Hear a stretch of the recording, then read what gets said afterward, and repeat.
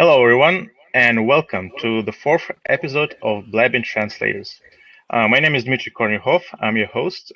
Joining me tonight, my incredible co-host, Elena Tereshchenkova. Hi, Elena. Hello.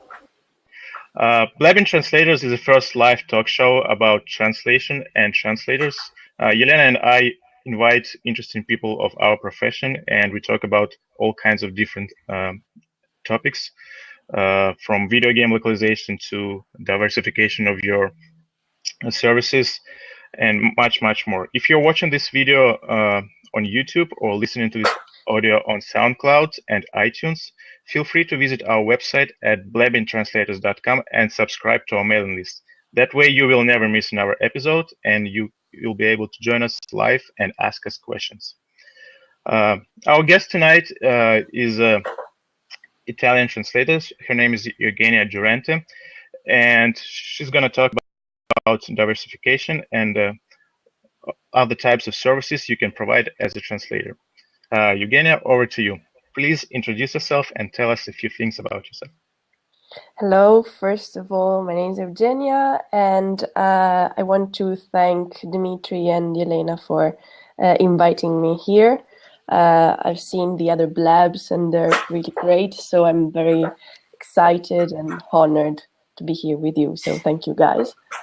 And You're also welcome. thank you for everybody who's watching us tonight. I'm an Italian translator. I was born in Genova, which is a lovely city in the northern coast of Italy. And I'm a translator, proofreader, writer, and teacher. So there's a lot going on in my life at the moment. Yep. I work with English and French, and I translate mainly into my own native language, so Italian.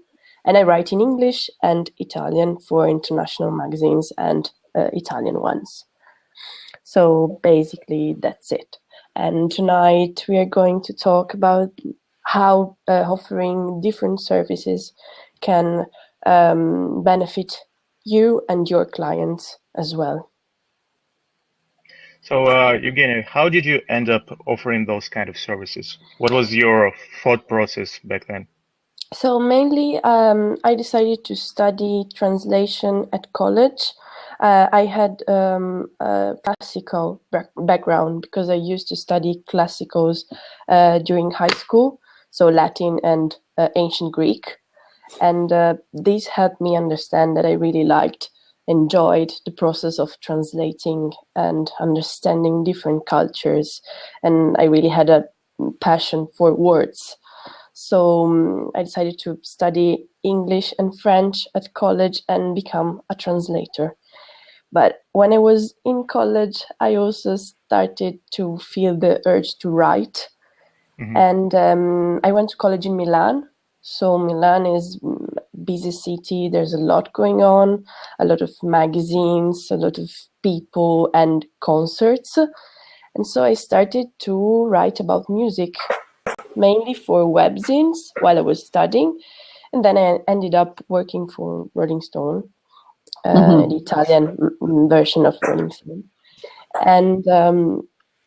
And then, I wasn't quite sure if I wanted to become a translator or a journalist because I liked the two things at the same time.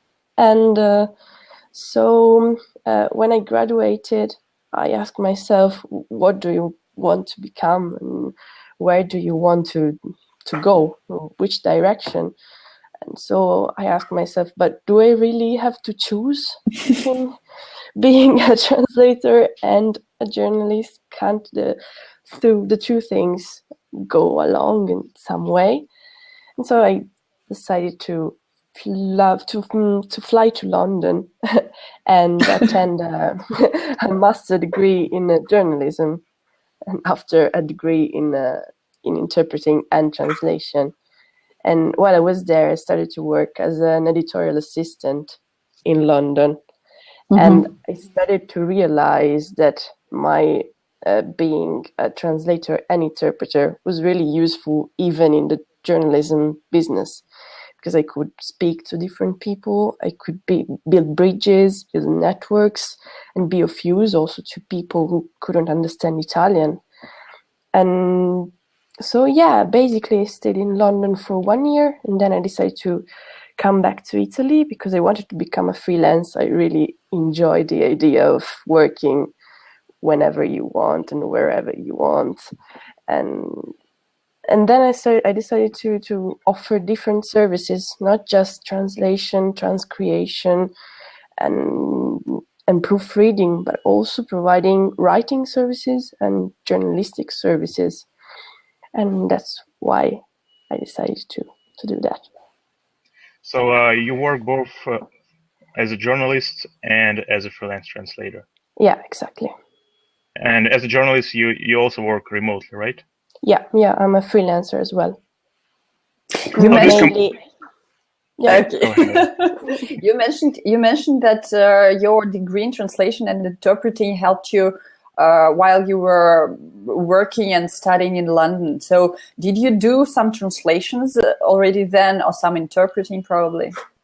Yeah, I did some proofreading mainly for companies in Cyprus about trading and forex trading, economical matters. I ended up doing this by chance, really, because I applied for a job, a freelance gig, and then they asked me to do other proofreading services. So it was a parallel job to the office one I had, mainly. But I kind of missed translating while I was working in-house as a journalist. So yeah, that's why I like working freelance because I can do both things at the same time. But as far as I know, now you specialize in this subject area. Yeah, I work mainly in trading, forex trading, binary option, these kind of things. Editorial stuff, so I translate articles for magazines from French and English into Italian, and marketing, so I do translation for websites, advertising, guides, and these kind of things. And I also work as a subtitle. I do subtitles for TV series, movies, and webinars. That's quite a mix. Yeah. That's a lot. I'm quite a versatile person. I really like doing different things because I like learning from different sectors. I think it can help you, and if you do what you love, it's great. And that's why I like offering different services as well, because I never get bored. Yes. Yeah, it kind of makes your life very interesting, and you never know what's going to come next. Yeah, definitely. Today you are working as a translator, tomorrow you're writing an article for and also I work in the music area, so I get to interview many people, and interviewing is great if you know English, of course, because I get to interview many international artists. And having also a background in interpreting and translation can help you a lot doing this. Who's the most famous person you have interviewed? Good question.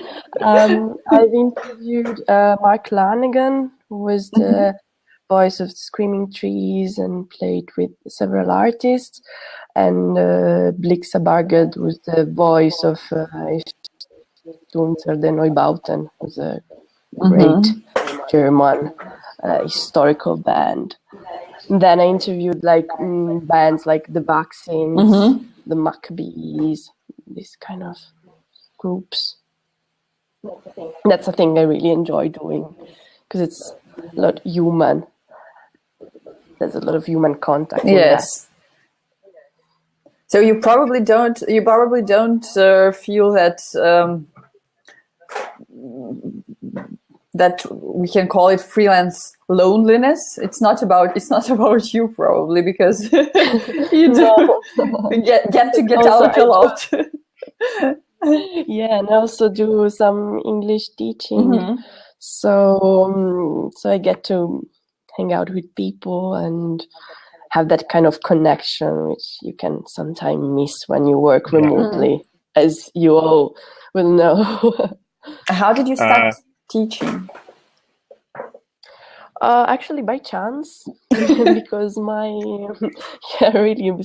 boyfriend works in a cooperative, and some of his colleagues were looking for an English teacher. And actually, I've got a degree in translation and interpreting, and in Italy, this allows you to teach. And so I said, why not? Let's try it. And I found out that I actually enjoy it. So I just give lessons to people on Skype or in person, and I enjoy doing it a lot because in Italy the problem is that English is taught very theoretically, so you don't get to speak a lot, and you don't get to practice it. They just teach you a lot of grammar and grammar, but you don't know how to apply it in real life. But I like to use, for example, music to teach people English because I think it's very useful. And I think it's also great to let people know that they can learn a language and have fun in the process. This is something that often they don't quite get, because if you're busy at learning grammar all day since you were a kid, you don't have a lot of fun, actually. True. Yeah, people can hate it even. Yeah, I did. So basically, you're offering 3 different types of services at the moment, right? Yeah. Did you ever feel that offering that many types of services kind of shows you that you lack focus, or perhaps? Yeah, that can be a problem, actually, but it depends on how you present yourself, I think. Of course, like a person can think that if you offer so many services, you don't master any of them. It's a thing that myself, I did. I thought, but if I offered so many services, doesn't it show that I'm not an expert of any of that? But I think that if you build a good network, if you have the right experience, if you have a good list of clients you can show to your clients wannabe, you can make them understand that you are serious and that they can really benefit from you being a versatile person, because that's what you bring to your work. I mean, if for example, if I have to interview a person and I show that I master a language, that I'm quite familiar to the process of translating, so my editor doesn't have to work on the article and correct any grammar issues, that's a good point, for example. And the same goes for translation. If you are working for a magazine, for example, if you are also a journalist, that can help you a lot with your translation, because you know the language, you know how it works, you know how it works for a printed magazine, or for the difference between a printed magazine and a website, for example. So if you can make your clients understand that, I think they will appreciate that, and they do, as far as I see my clients. I see we've got a question. Yeah, we got a question from Ale. Along with diversification comes sometimes a lot of work. How you prioritize? That's a good question, and it depends on deadlines mainly. I work basically 8 hours per day, so I've got I think the same applies for many of you. And so it depends on deadlines. Usually when you work as a journalist for printed magazines, for example, you have more time, because you have a date of publication, a date where you have to send all the articles. And so I know that I have more time to organize that.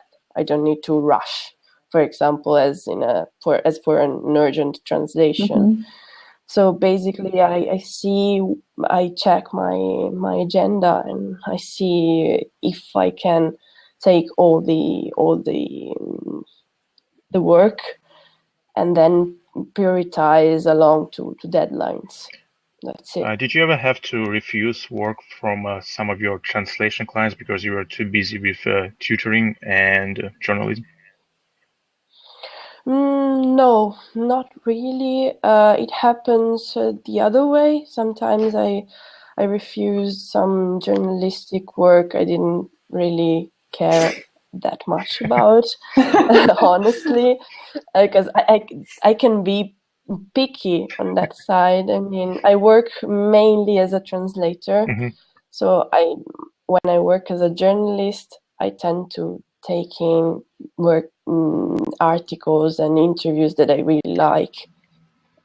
So it also depends on the experience you have. Of course, at the beginning, you can't be that picky because otherwise editors will tell you that, okay, do something else. Now it's not really a problem. How do you choose your clients? Is there any criteria you set? It depends. There are some. Usually, I tend to look, for example, if they meet some ethical requirements. I don't work with clients I don't share the general idea with. For example, if there's a magazine that publishes articles that I don't like, I don't work with them. Because I don't want my name to be associated with something that I don't like. I think this is very important, both in translation and journalism. But in journalism, it's even more of an issue because there's always your name in the article. Something that doesn't happen with translation that often. I think it must be very helpful. Such pickiness must be very helpful in building trust with customers, isn't it? Yeah, it is. It is because, for example, if you've got, I really I pay a lot of attention to my list of clients. I update my CV like once a month because I always want to show that I have a good list of clients, that they are reliable, that they are good from an ethical point of view. I don't want my name to be associated with some bad companies or in this sense. I mean, so if you're a client and you see that I've got a good list of clients, I think this helps as well. We have a question from Rolando. He's asking, how do you market your services? Mainly, mainly online because I've got a website, which is www.eugeniadurante.com. And this shows my services, the services I offer, some clients of mine. There are links to some articles I've written, for example, so that possible editors can read them and have an idea about how I write. And I'm also active on social networks. I met you guys on Twitter, which I think is great. And Twitter is great for translators, and I think that all freelancers should use it because you can meet wonderful people, you can build networks and a good network. And also I got several jobs from Twitter. Some people contacted me and asked me for work.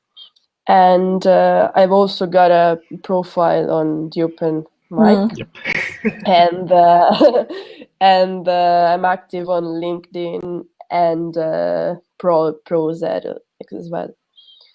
I don't attend many conferences because I don't know, I should actually, but I don't like going around that much.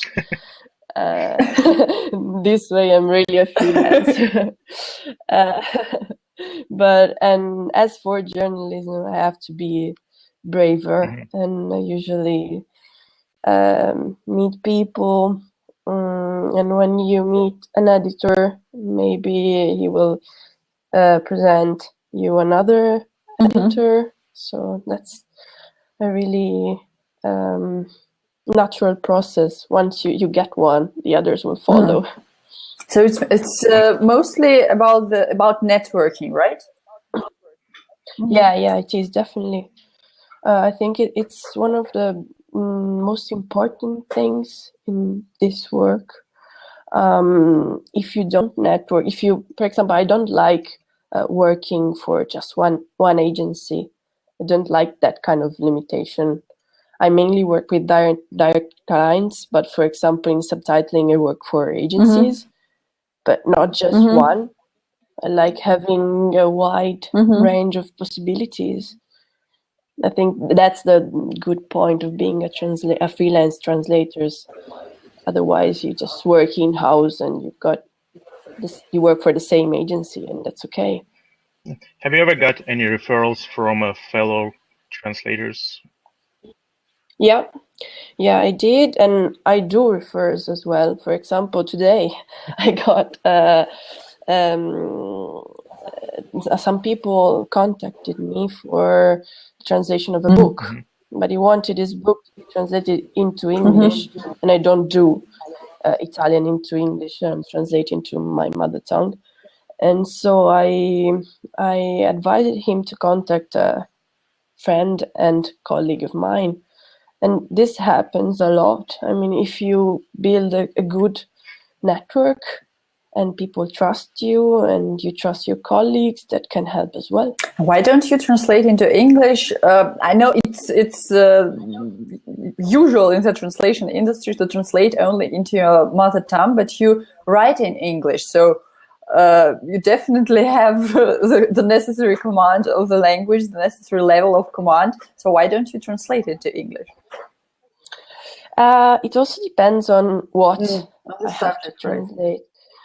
For example, if I have to translate articles, I can translate into English. But as for books or these kind of things, I don't really feel comfortable. I don't know. It's more of a personal thing. I don't feel like I can give 100% of my skills. So I always want to. I'm a bit of a perfectionist. So I don't like not to give the best. So I tend to decline that kind of. And I always have my articles proofread before submitting them when I write into English. So, and I don't translate into French because I think that my second language is English and French is my third one. So I feel comfortable in translating from French into Italian, but I don't master French that well. So, what kind of challenges do you face every day as a person who has so many different kinds of services? Well, the thing we were talking about before, for example, that some clients have at first don't feel like you're the right person to do that. So I have to convince them that I actually am the person they're looking for. And also in Italy, I think it's still a bit of a problem working remotely and as freelancers, because it's not something that, for example, small businesses are really accustomed to. So they feel that if they're paying you for a freelance service, they're like hiring you. So that you should be always at their answering their emails, and they don't have the idea that if their deadline, for example, is on Saturday and today is Wednesday, I can work on other things. I mean, the important thing is that I meet your deadline. If you need the thing tomorrow, just tell me, and it's okay. But it often happens that people want you to work for them. They don't get into the idea that you're a freelancer, so you organize your time, and that's a thing.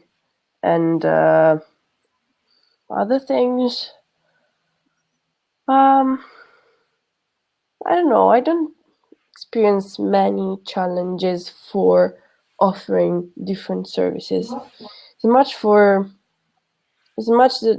problem is like for the attitude of people and letting them know that you can be trusted. But I think that it's something that we all experience. Do you have clients who buy? Sorry, Dmitry, go ahead.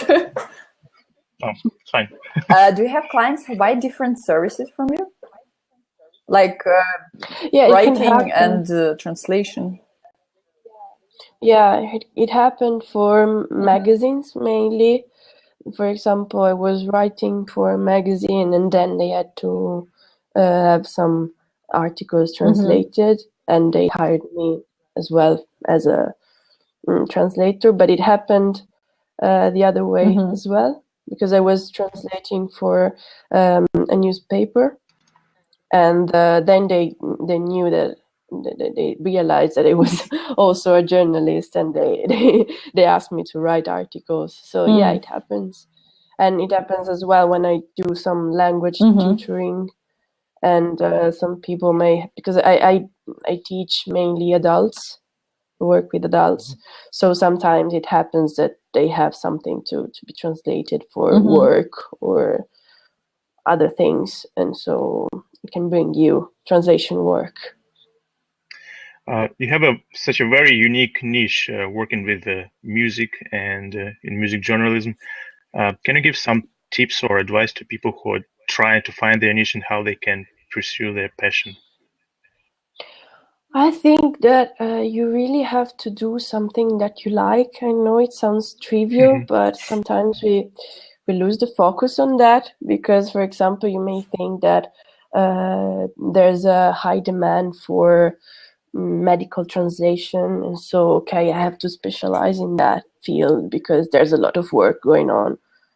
But if you don't like it, don't try it. Don't do that, because you'll end up doing something that bores you, and I think that in the end you will run the risk to not to work at your best. For example, I can't do something that I don't like because I get bored and I don't want to study. I don't want to I'm not interested. That's it. So I can't give my best. For example, in music, there are a lot of people who are interested in that. There are a lot of young people try and write for webzines and magazines. And so at first I thought that, why me? Why do I have to do that as well? I would, for example, I could specialize in something that could give me more money, for example. But in the end, it's not something I'm interested to. So I think, yeah, that's the thing. Try and understand what you like, whether it is medicine or economics, law, wine, for example, whatever, and start studying it and find your market. Understand what's your market, what's your target. Read a lot. Read. That's something I always tell people, that they have to read, because you can't translate and write without knowing what the subject is and how the language is, because there's not a universal language for everything. There are like specific languages, and so once you have built your base, start looking for clients and start doing what you like. How much time do you spend on learning doing research in your subject areas and learning in general? A lot, both for translating and writing, because I write about music, and so I have to listen to a lot of music, which is, some people think that it's great because you get to go to a lot of concerts and you get free records and all these treats. But when you're very tired, you have a pile of records on your desk, it can be really scary. And you can just want to sit on your sofa and listen to the sound of silence, which is often great. But you have to do that, and I have to study. I studied music when I was a kid, so I played piano. I also okay, and I also studied music theory, and this helped me a lot in doing what I'm doing. And this works for translation as well, and for teaching as well. For example, now I'm working on the translation of a magazine, a beauty magazine, which is something it's something new for me, because I had done it before only twice. But I like it very much. But in order to do that, I had to buy a lot of beauty magazines and read them.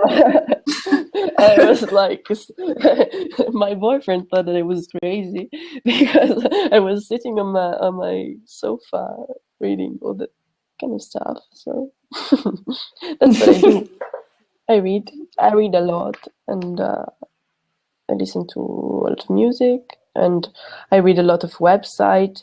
I try to catch with all the trends, which I think it's also very useful. So it's probably very hard, especially in journalism, because the language is developing very rapidly. And in your niche, I believe there are a lot of young people who are reading those articles, and probably the language constantly changes. Is that so? Yeah, definitely, and it also changes from publication to publication. For example, if I also wrote for Vice magazine, whose target is really young, and has to be catchy. You have to pay a lot of attention not to bore your reader. And then I also write for technical B2B magazines about music business. And this, of course, requires a totally different kind of approach and focus, a different eye and a different language. So it's very important always to keep the reader in your mind and understand who you're writing for and who you're translating for. I think yes, it's the same. Well. We have quite a bunch of questions here. Yeah. So first one from Rafa. Just a second, I'll read it out. Ciao, Eugenia. Okay. You've mentioned journalism helped you as a translator from a language perspective. Do you find your other works contribute to your translation as well? For example, have you got translation jobs about music after you started writing about the subject? Grazie. Hi, Rafa. That's quite a point, because I would love to translate about music, but that doesn't happen quite often. I did some translation for Italian magazines about music, but they're mainly done in-house, so there's not that market. And you have also to consider that the media sector in Italy is not having great moment. So they're trying to not to spend money and working in-house the most. So I would love to get more translation work related to music, but that doesn't happen quite often. So unfortunately not. See, Another question from Paolo. Just a simple question. What's your way for finding your market and making clients trust you? Okay. For me, as I said before, it's all about passion. It may sound romantic, but it's how it works for me. So that's how I did. I understood that I liked that sector, and I started to market my services via social networks, via website, by writing a lot of emails. For example, if I found like a company whose website was poorly translated, I often wrote emails to them saying, okay, this you may not have noticed, but your website is not well translated. I work as a translator, and perhaps I was giving them like another translation, and that was quite useful because I got work from that, for example.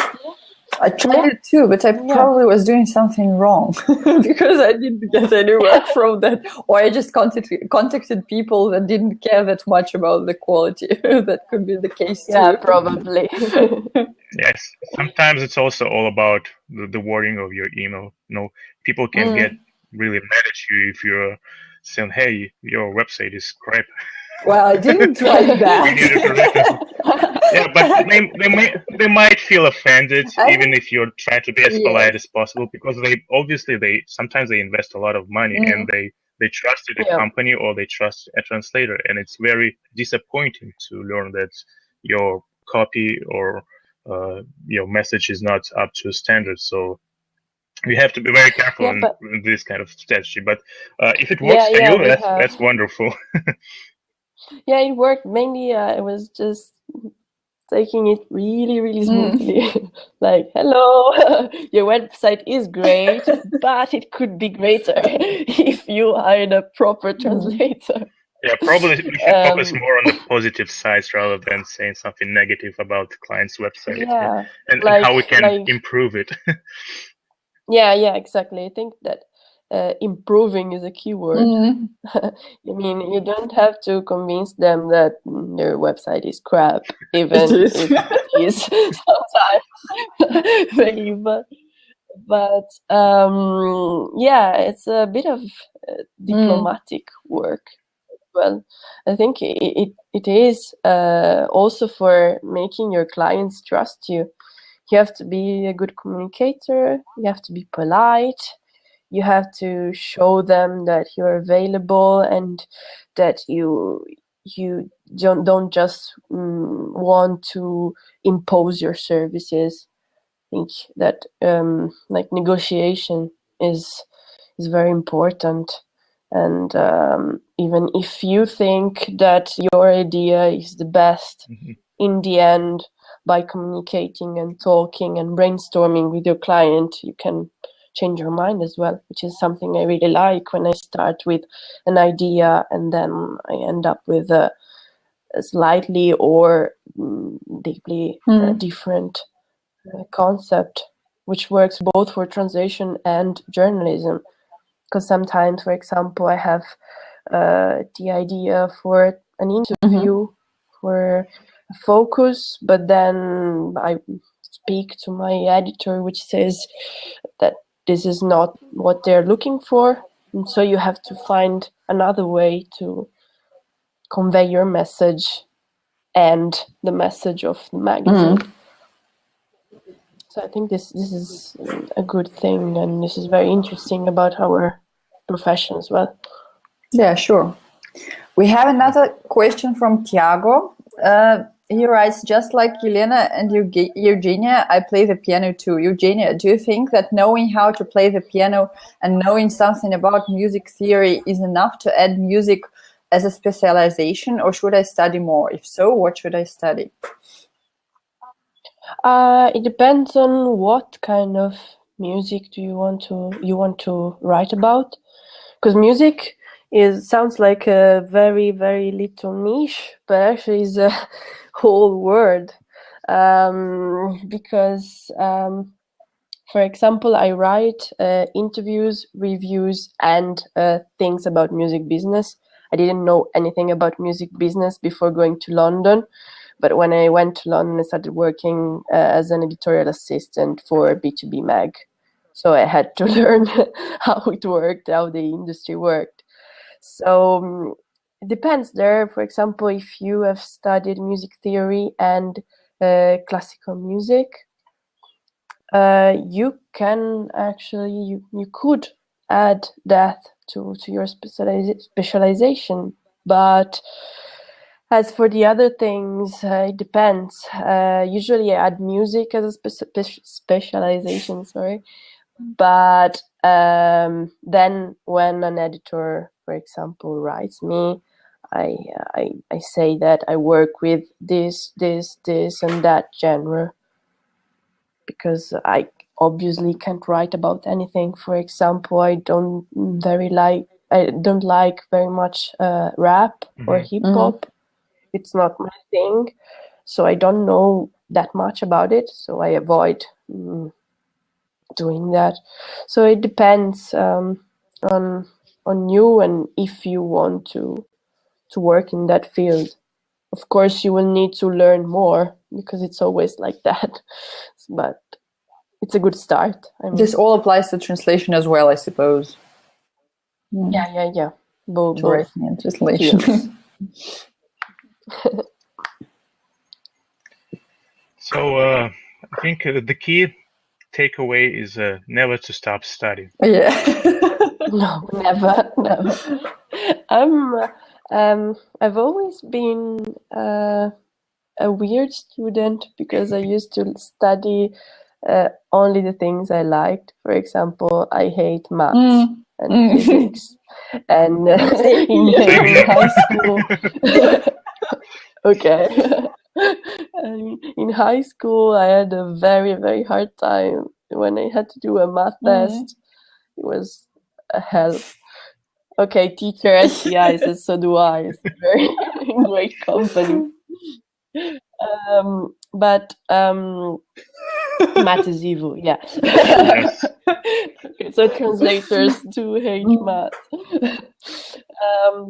But I really like studying. I like knowing more things. For example, I love reading. I love history. And I think that anything can be useful to a translator. Sometimes I read something and I say, I'm never going to use that. But sometimes it happens that I'm translating something and that things comes out. And so, yeah, never stop studying and reading and being curious. I think it's fundamental for a translator. Curiosity. Yeah, Boris says if you work in fields you are passionate about, anyways, you never really study. Yeah, it depends on how you see studying. I like doing that, not maths. Maths aside. So yeah, it's not tiring process. It's not boring. It can be tiring as for time, because sometimes you have a lot of translations and you have a lot of articles, and all you want to do is watch a TV series with your dog on your lap. Forget about books and stuff. But in the end, when you find the motivation to focus on that book or website or glossary, it's a lot of fun anyways. And how did you find that motivation? Well, sometimes I talk to myself and I say, come on, you're gonna like it. I'm like, okay, I'm doing that, like a little conscience on my shoulder. And then I try always to keep in mind that all the good things that I've done, all the good things that happened to me, happened for a reason. And that's was because I worked hard and I focused on stuff even when I was tired and I didn't have that much motivation. So this is always a great help, like focusing on your goals and on what you have achieved. Did you ever feel burned out because you have so many responsibilities? Yeah, it happened. For example, one of the reasons why I left my job in London, which was a good job, and I liked the idea of it, was that it was becoming too much about responsibilities and things I really didn't care that much about. For example, taking care of aspects that I didn't like. And when this happens, I don't find that motivation to go on and do that. So when I feel too stressed and I don't feel happy, I always try to understand why and understand what I can do to change this situation, what I perhaps that I have to leave something behind. And it often helps. We have another question Wonderful. from Paolo. A practical question. How do you manage your time and stress, if any, between all your translations, writing, studies? That's a good question. Yeah, I get stressed, as all of us, I think. Like we all do. Yeah, exactly. And it also depends on periods. For example, there are periods which tend to be pretty intense and busy. And in these times, I always try to think that it's going to end, and then I'm going to have plenty of time to relax. I tend to organize my time and understand when I can take a break. So I don't mind, for example, working 7 days a week if I know that I can have 3 days to relax after that deadline, for example. So I tend to focus on my agenda, on my calendar, and always try to find the time to relax and perhaps go on trip or take a day off with my dog. Yeah, that's a very smart approach because you have to relax because you cannot work 24/7. You cannot work 365 days a year. Sometimes you're just gonna go insane. So Yeah, definitely. those little breaks, they, especially when you're a freelancer, they are very important because you're running your own business, and if you are always connected, always working, always on your email, you're gonna run your business in the ground.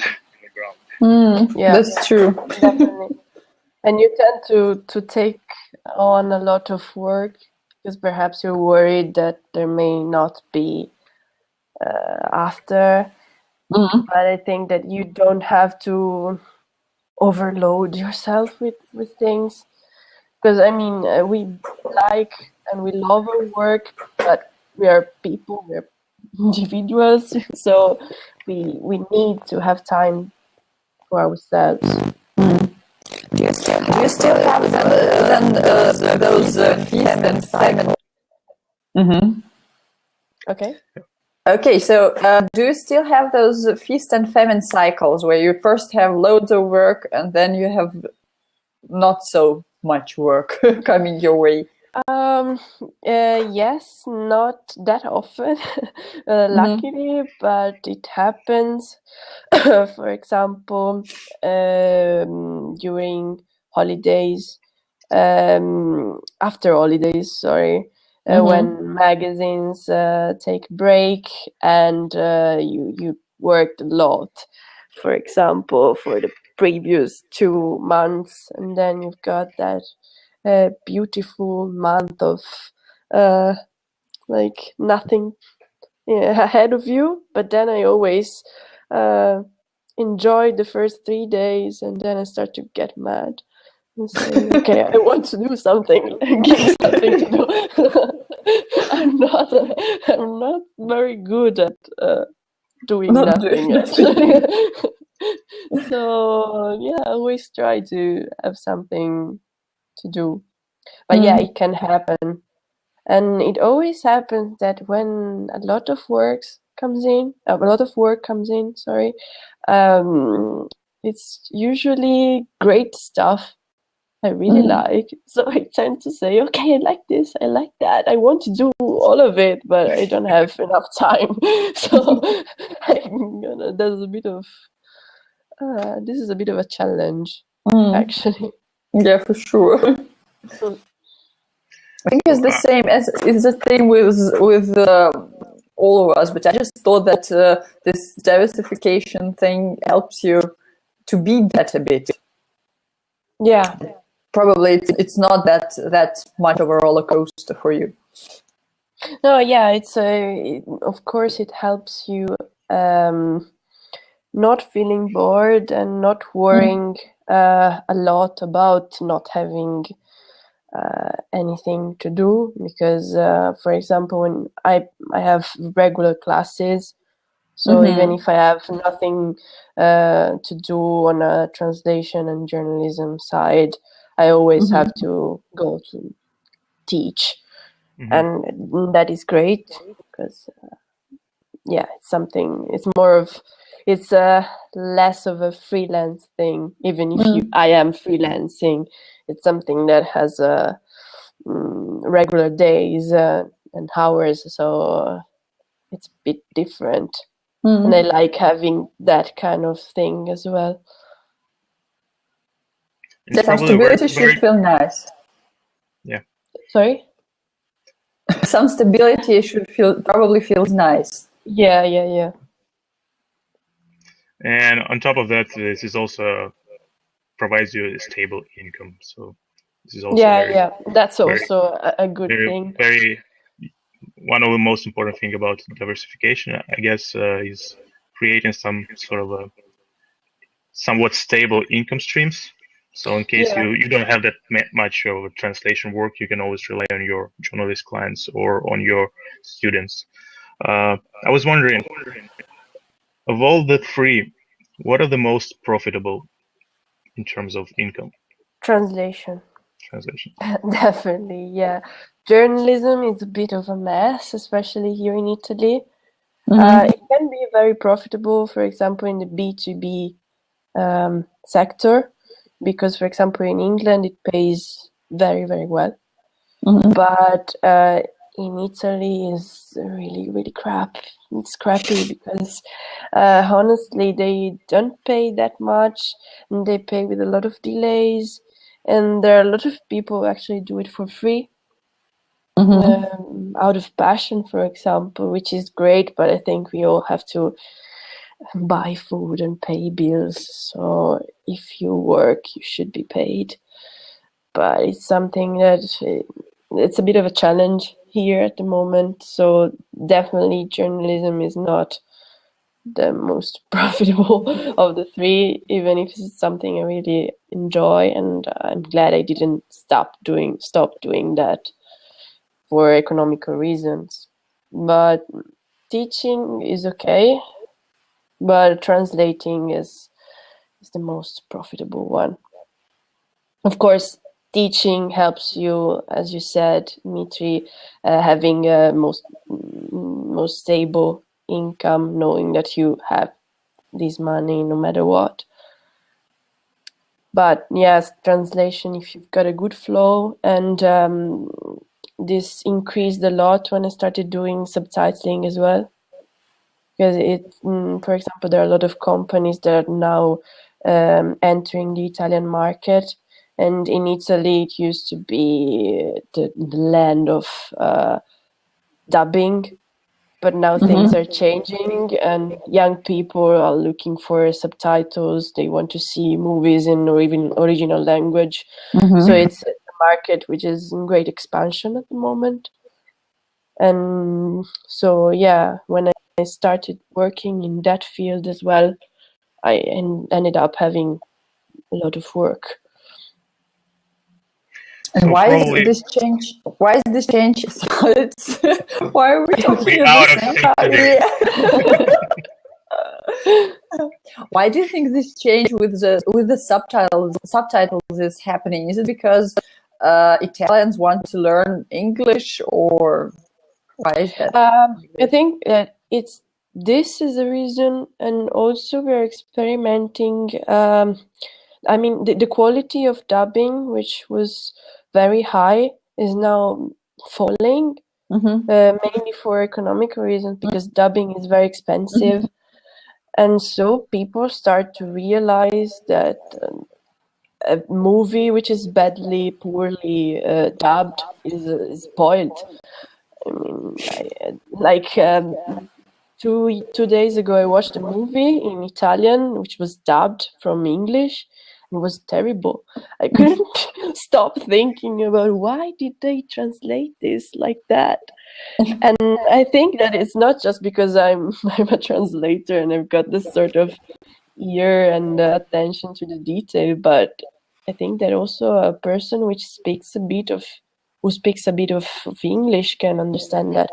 And young people now are starting to know more English and starting to realize that, and so they want quality, and subtitles are often better than dubbed stuff. And also now we are having a lot of voiceover, which is something that is quite new for the Italian market. And this, of course, changes also perspective about the whole translation process, because it's very different from the original dubbing. I grew up with. But it's very interesting that kind of field, that kind of change in the market. Yeah, definitely. How can you notice those changes? What can you do to be more proactive? I mean, in terms of spotting trends and applying them.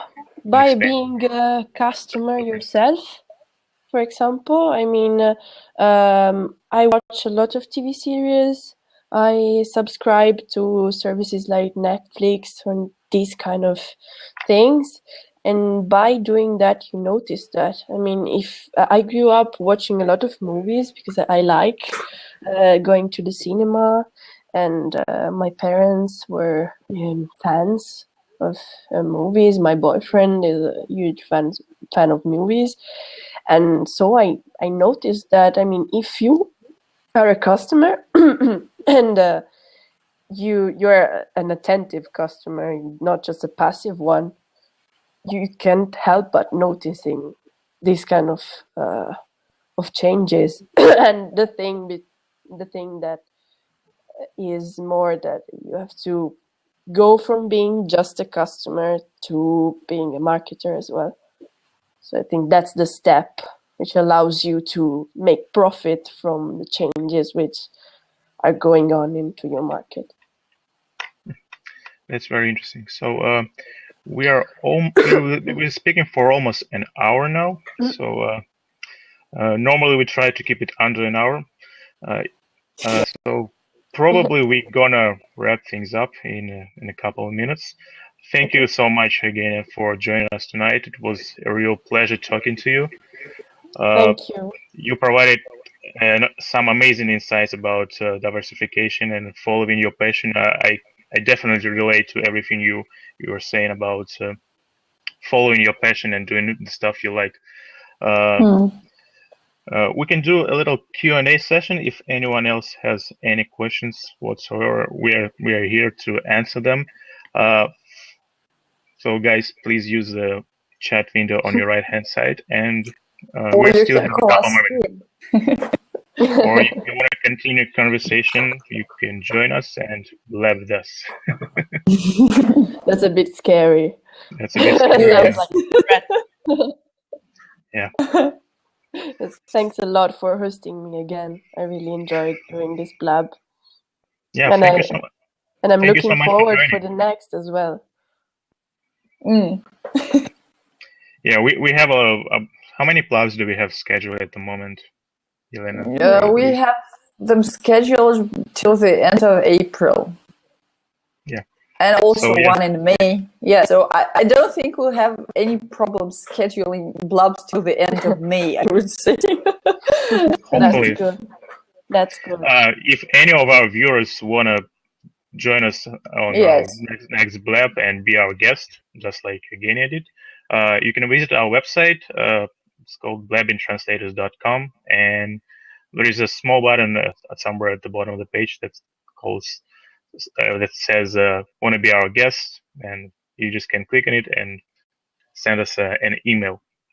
Or you can find us on social networks like Twitter or Facebook or even YouTube, anywhere, and just send us a message, and we'll be happy to have you as a guest.